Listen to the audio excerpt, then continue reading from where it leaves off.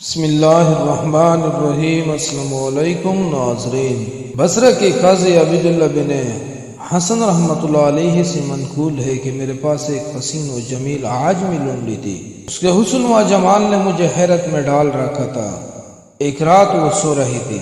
جب رات گئے میری آنکھ کھلی تو اسے بستر پر نہ پا کر میں نے کہا یہ تو بہت برا ہوا۔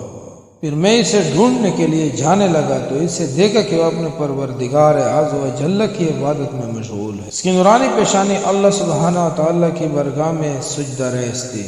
وہ اپنی پرسوز آواز سے برگاہ خداوندی میں اس طرح عرض گزارتی، اے میرے خالق، تجھے مجھ سے جو محبت ہے اسی کا واسطہ دے کر التجا کرتی ہوں کہ تو میری مغفرت فرما دے۔ جب میں نے یہ سنا تو کہا کہ اس طرح نہ کہہ بلکہ یوں کہہ، اے مولا عز و جل، تجھے اس محبت کا واسطہ جو مجھے تجھ سے ہے تو میری مغفرت فرما دے۔ یہ سن کر وہ عابدہ و زاہدہ لونڈی جو حقیقت میں مالکہ بننے کے لائق تھی کہنے لگی، اے غافل شخص، اللہ عز و جل کو مجھ سے محبت ہے، اس لیے تو اس کریم پروردگار عز و جل نے مجھے شرک کی اندھیری وادیوں سے نکال کر اسلام کی نوربار شہر میں داخل کیا۔ اس کی محبت ہی تو ہے کہ اس نے مجھے اپنی یاد میں میری آنکھوں کو جگایا اور تجھے سلانے رکھا۔ اگر اسے مجھ سے محبت نہ ہوتی تو وہ مجھے اپنی برگاہ میں حاضری کی ہرگز اجازت نہ دیتا۔ قاضی عبداللہ بن حسن رحمۃ اللہ علیہ کہتے ہیں، میں اس کی حسن و جمال اور چہرے کی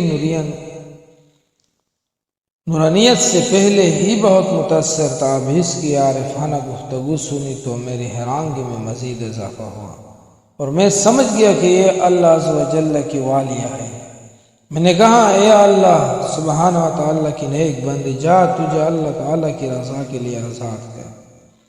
جب لونڈی نے سنا تو کہا، میرے آقا، یہ آپ نے اچھا نہیں کیا کہ مجھے آزاد کر دیا۔ آج تک مجھے دوہرا اجر مل رہا تھا، یعنی ایک آپ کی اطاعت کا اور دوسرا اللہ عز و جل کی اطاعت کا، لیکن اب آزادی کے بعد مجھے صرف ایک اجر ملے گا۔ ایسے لوگ تھے، عورت بھی اس درجے کی تھی۔